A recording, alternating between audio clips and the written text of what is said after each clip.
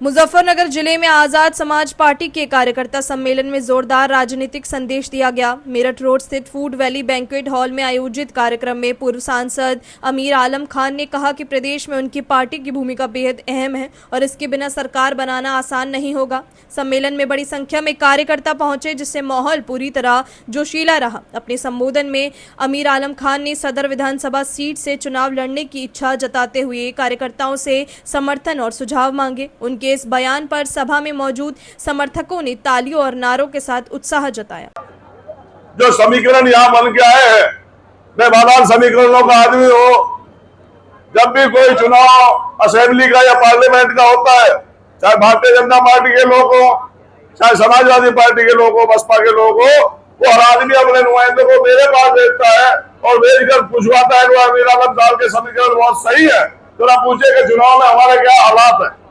तो दोस्तों, जब मैं दूसरों के समीकरण तय मुझे बताने पड़ता है, तो मैं अपने भी समीकरण ढूंढता हूँ कि मैं कहां से चुनाव लड़ के जीत सकता हूँ। तो मैंने मुजफ्फरनगर का हिसाब लगाया और नए SIR के बाद मुझे एहसास हुआ कि मैं आसानी से यहाँ से भाई चंद्रशेखर की पार्टी आजाद समाज पार्टी से अगर मैं चुनाव लड़ूंगा तो इंशाल्लाह चुनाव जीतूंगा। मैं लोगों को बताना चाहता हूँ, खासकर मुसलमानों को बताना चाहता हूँ कि मुसलमानों, अगर आपकी मोहब्बत, आपका प्यार, आपका जज्बा मेरे साथ जुड़ा रहा तो मैं गारंटी के साथ कह सकता हूं कि आपके साथ 25,000 हिंदू वोट जोड़ के दूंगा इंशाल्लाह। हमारे दलित भाई और ऐसा कोई समाज नहीं बाकी बचेगा, चाहे वो पाल समाज हो, चाहे वो कश्यप समाज हो, चाहे वो सैनी समाज हो, बनिया, ब्राह्मण, सरदार, आपके गुजर, ठाकुर, वाल्मीकि या जितने भी हिंदू समाज है, जहाँ कोई समाज ऐसा बाकी नहीं रहेगा जिसके वोट थोड़े या ज्यादा अमीर आलम के खाते में नहीं जाएंगे। तो मैं तो ये दरखास्त करना चाहता हूँ आप लोगों से, जो समीकरण आज मुजफ्फरनगर में आप लोग तैयार कर रहे हो, वो 9 के 9 विधानसभा, जो 3 शामली और 6 मुजफ्फरनगर में है, 9 की 9 विधानसभा में समीकरण तैयार कर दो। तो दोस्तों, एक ऐसी आवाज जो पार्लियामेंट में आपके लिए गूंजती है, एक ऐसी आवाज जो पार्लियामेंट से बाहर आपके लिए आवाज उठाती है, जिसका नाम चंद्रशेखर है, उसमें अगर आप दम डाल दोगे तो दोस्तों मैं कहना चाहता हूं कि भारतीय जनता पार्टी टिक नहीं सकती। आज इकला होके भी, आज इकला है पार्लियामेंट में, उसके बावजूद पार्लियामेंट में अंदर और बाहर आपकी लड़ाई लड़ते हैं। और जिस दिन आप यहाँ 30-40 MLA ले लोगे, आप अंदाजा लगा सकते कितनी बड़ी ताकत आप लोगों की बन जाएगी। तो आप मुजफ्फरनगर नहीं बल्कि जो की 9 विधानसभाओं पे ये समीकरण तैयार करें दलित और मुस्लिम का, आपके साथ और भी हिंदू साहिबान जो हमारे पिछड़े हैं, दलित है या परेशान हाल है, वो भी आपके साथ जुड़ने के लिए तैयार है। ज्यादा बात न करते हुए मैं आपको इतना ही यकीन दिलाता हूं कि मेरे में जितना दम है उससे ज्यादा आप लोगों की खिदमत करूंगा। शुक्रिया। अब मैं बिल्कुल आपसे साफ लफ्जों में बात करना चाहता हूं कि 2010 में जब मैं राज्यसभा से रिटायर हुआ था, वाकई मैंने तय कर लिया था कि मैं चुनाव नहीं लड़ूंगा। मुझे 2012 में मीरापुर विधानसभा का समाजवादी पार्टी ने टिकट दिया, मैंने वापस किया। मुझे 2014 में बिजनौर लोकसभा का टिकट दिया, 8 महीने रहा, मैं 8 महीने में 20 बार भी लोकसभा क्षेत्र में नहीं गया, क्योंकि मेरी इच्छा शक्ति उस वक्त में अलाउ नहीं कर रही थी कि मैं चुनाव लड़ूं। लेकिन आज के हालात देखकर, आज की परेशानियां देखकर, आज की मुसीबतें देखकर मैंने अपना, ना तो उस वक्त मुझे किसी ने मना किया था, ना आज मैं अपनी मर्जी से लोगों की डिमांड पर, गला बहुत खराब है मेरा, डिमांड पर मैंने तय किया है कि जो बाकी जिंदगी बची है उसमें मैं यहाँ के लोगों की खिदमत करूं। तो उसी को मद्देनजर रखते हुए और मुजफ्फरनगर में क्या हो, मुजफ्फरनगर में नहीं चल रहे, तो नहीं बंद हो गए, तो खत्म हो गए। हेलो हेलो, अरे भाई क्या हुआ माइक में, तोड़ ताड़ दिए दिखे भाई, ये तो हिला हिलू के तोड़ दिए। हेलो हेलो काम माइक वाला भाई। मैं बिल्कुल आपसे साफ लफ्जों में बात करना चाहता हूं कि 2010 में जब मैं राज्यसभा से रिटायर हुआ था, वाकई मैंने तय कर लिया था कि मैं चुनाव नहीं लड़ूंगा। मुझे 2012 में मीरापुर विधानसभा का समाजवादी पार्टी ने टिकट दिया, मैंने वापस किया। मुझे 2014 में बिजनौर लोकसभा का टिकट दिया, 8 महीने रहा। मैं 8 महीने में 20 बार भी लोकसभा क्षेत्र में नहीं गया, क्योंकि मेरी इच्छा शक्ति उस वक्त में अलाउ नहीं कर रही थी कि मैं चुनाव लड़ूं। लेकिन आज के हालात देखकर, आज की परेशानियां देखकर, आज की मुसीबतें देखकर मैंने अपना, ना तो उस वक्त मुझे किसी ने मना किया था, ना आज मैं अपनी मर्जी से लोगों की डिमांड पर, गला बहुत खराब है मेरा, डिमांड पर मैंने तय किया है कि जो बाकी जिंदगी बची है उसमें मैं यहाँ के लोगों की खिदमत करूं। तो उसी को मद्देनजर रखते हुए और मुजफ्फरनगर में क्या हो, मुजफ्फरनगर में नहीं चल रहे, तो नहीं बंद हो गए, तो खत्म हो गए। हेलो हेलो, अरे भाई क्या हुआ माइक में? तोड़ ताड़ दिए दिखे भाई, ये तो हिला हिलू के तोड़ दिए। हेलो हेलो, अरे काम माइक वाला भाई। अध्यक्ष मेरे बड़े भाई अनीस अंसारी साहब, भीम आर्मी के राष्ट्रीय अध्यक्ष विनय रतन जी,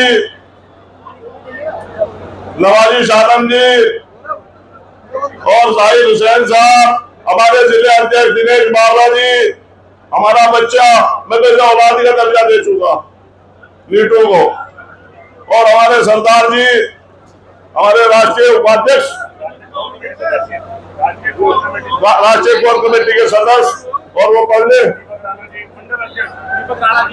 दीपक राणा जी मंडल अध्यक्ष, और वो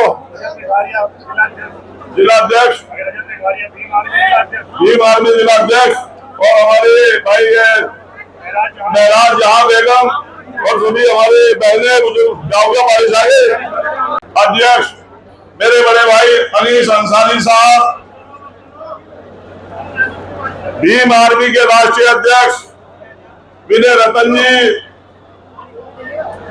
नवाजी शानम जी और जाहिर हुसैन साहब, हमारे जिले अध्यक्ष दिनेश बावला जी, हमारा बच्चा, मैं तो औलादी का दर्जा दे चुका नीटू को, और हमारे सरदार जी, हमारे राष्ट्रीय उपाध्यक्ष, राष्ट्रीय कोर कमेटी के सदस्य, और वो पढ़ ले दीपक राणा जी मंडल अध्यक्ष, और वो जिलाध्यक्ष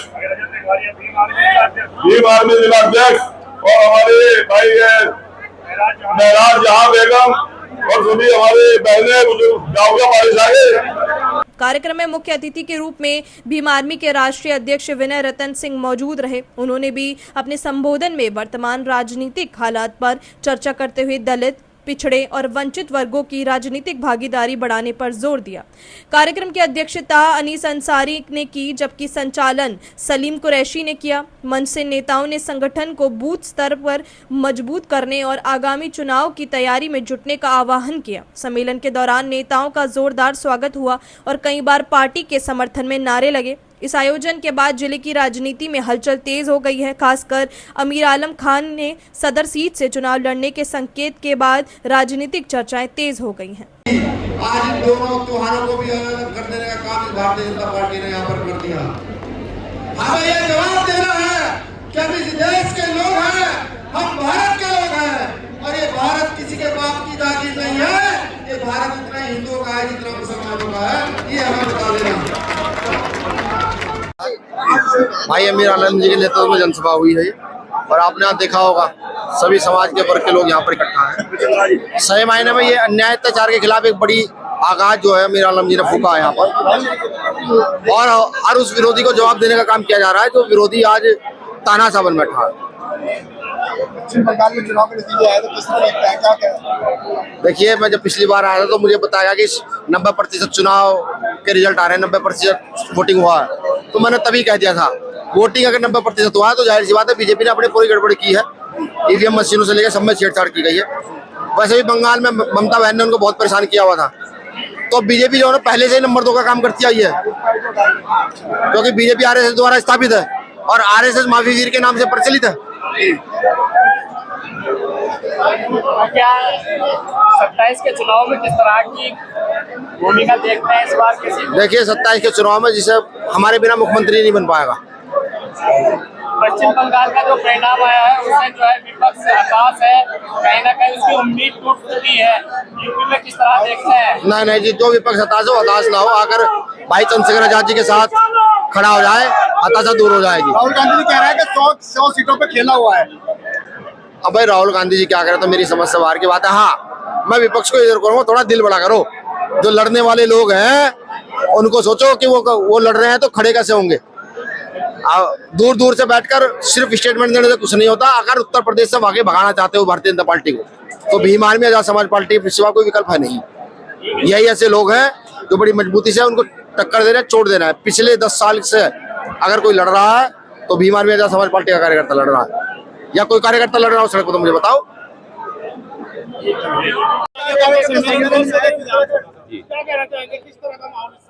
देखो, आजाद समाज पार्टी की तरफ से मुजफ्फरनगर की सदर सीट पर ये कार्यकर्ता सम्मेलन हुआ और हमारे पार्टी के वरिष्ठ नेता श्री अमीर आलम साहब पूर्व सांसद हैं और उत्तर प्रदेश की सरकार में पहले मंत्री भी रहे हैं, उनकी तरफ से प्रोग्राम किया गया था।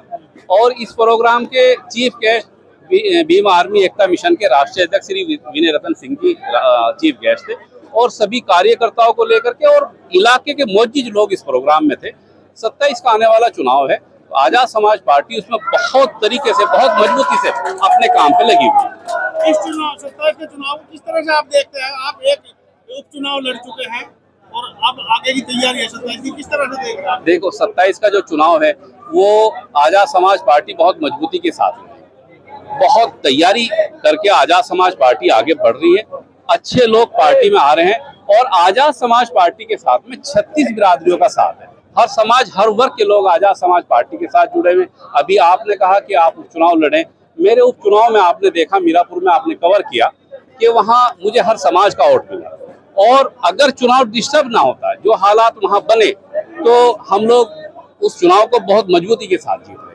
क्या लग रहा है कि आपका डिस्टर्ब नहीं होगा चुनाव? देखो, उपचुनाव में और जो रूटीन चुनाव समय पे चुनाव होता है उसमें फर्क होता है। अभी हाल ही में जो है 5 राज्यों में चुनाव हुए, उसमें बांग्लादेश मुख्य रूप से इस तरह बंगाल इस तरह का प्रदेश है कि जहाँ उम्मीद लग रही थी कि ममता दीदी को कोई नहीं हरा सकता, लेकिन कितने बड़े पैमाने पर। देखो मलिक साहब, पश्चिम बंगाल की राजनीति अलग है, उत्तर प्रदेश की राजनीति के जो समीकरण है और यहाँ की जो राजनीति वो बिल्कुल अलग हटके है। आप अगर देखें तो पूरे भारत में उत्तर प्रदेश की राजनीति अलग हटके होती है। पश्चिम बंगाल में जो चुनाव हुआ तो वहाँ क्या समीकरण रहे, क्या परिस्थितियां रही, वहाँ तो खैर देखो मैं नहीं गया। सम्मेलन है, बिजनौर, सहारनपुर और शामली, बुरहाना के लोग हैं, मुझे दिखाई देते हैं, फतेहपुर सीकरी तक के लोग आ रहे हैं। भैया मेरे ये मुजफ्फरनगर की सदर सीट का प्रोग्राम है। नहीं, मुजफ्फरनगर के बिजनौर, शामली, एमपी साहब का जो गांव पड़ता है गढ़ी पड़ता, उसका जिला शामली लगता है। तो जाहिर सी बात है बिजनौर से अगर कोई आया है तो पार्टी का कार्य करता है, लेकिन जो जिम्मेदार लोग हैं वो सब इलाके के लोग हैं। अध्यक्ष जी यहाँ पे आए हैं, विनय रतन सिंह जी, क्या किस तरह प्रोग्राम था और देखिए, ये यहाँ मुजफ्फरनगर विधानसभा के जिम्मेदार हजरात की मीटिंग बुलाई थी और विनय रतन जी आज के हमारे जो भीम आर्मी के राष्ट्रीय अध्यक्ष हैं वो हमारे चीफ गेस्ट थे और ये यहाँ तशरीफ लाए और आपने इनके विचार भी सुने होंगे और अपने पार्टी भी ली है। इन्होंने बताया है कि जो हालात इस वक्त हैं वो बगैर आजाद समाज पार्टी के बिना जुड़े यहाँ किसी की सरकार नहीं बनेगी। क्या एक तरह का शक्ति प्रदर्शन समझा जाए इसको? क्या एक तरह का शक्ति प्रदर्शन समझा जाए इसको? जो आपका ये सम्मेलन कराया गया आपका, है ये क्या एक तरह का शक्ति प्रदर्शन समझा जाए जो सम्मेलन कराया गया? अरे शक्ति प्रदर्शन देखना है तो फिर टाइम दूंगा मैं। ये तो सिर्फ जिम्मेदार हजरात थे यहाँ, जिम्मेदार लोगों को बुलाया था। आम लोगों को नहीं, इतनी भीड़ नहीं है, कोई ट्रैक्टर ट्रॉली, कोई बस, कोई कुछ देखा आपने बाहर? यहाँ जिस दिन अमीर आलम बुलाएगा तो 500 बसें इकट्ठी होंगी, कम से कम 3000 कारें होंगी उस वक्त। पश्चिम बंगाल के बाद डर चुका है, जो उम्मीद थी वो टूट चुकी है, किस तरह देखिए, आप भी अच्छे तरीके से जानते हैं और मैं भी अच्छे तरीके से जानता हूँ, जिस तरीके से खेला वहाँ खेला गया है, जबरदस्ती वहाँ वोट 2,40,000 जवान वहाँ कभी पहुंचा है इलेक्शन में? पैरामिलिट्री फोर्स 2,40,000 और वहाँ लोगों को बेवजह लाठी मारना, डंडे मारना, तो बहरहाल इस तरीके से चुनाव दौड़ाते हैं, संवैधानिक तरीका थोड़ा ही है। परिणाम तो बंगाल का है, लेकिन हताशा और निराशा पश्चिमी उत्तर प्रदेश के मुजफ्फरनगर में भी देखने को हम कोई निराश नहीं, हम तो और मजबूत होंगे जब कोई चीज सामने हमें दिखती है कि कोई परेशानी सामने खड़ी हुई है और उसका इलाज करने की सोचेंगे और मजबूत होंगे। आजाद समाज पार्टी कितनी सीटों पर यहाँ से चुनाव लड़ेगी? आजाद समाज पार्टी तो ये तो अभी बहरहाल हमारे राष्ट्रीय अध्यक्ष तय करेंगे और हमारे पश्चिम की जिम्मेदारी आपको बताया। पश्चिम में जितने भी अगर हम तना रहे तो सारी सीटें लड़ेंगे। अखिलेश यादव और अगर किसी से हमारा गठबंधन हुआ, बहरहाल गठबंधन के बगैर तो आज बीजेपी भी नहीं है, ना राष्ट्र में ना प्रदेश में, अगर हमारा गठबंधन हुआ तो यकीनन हम गठबंधन के हिसाब से लड़ेंगे। पार्टी से गठबंधन की आपकी वार्ता है जी? समाजवादी पार्टी से आप गठबंधन की अभी कोई किसी तरह से कोई वार्ता नहीं कर रही, अभी तो हम अपने आप को मजबूत करने में लगे हैं और मजबूत होते जा रहे हैं। अपनी राय हमें कमेंट बॉक्स में जरूर दें। ऐसे ही लेटेस्ट अपडेट्स के लिए हमारे चैनल रॉयल बुलेटिन को लाइक, शेयर और सब्सक्राइब करना ना भूलें।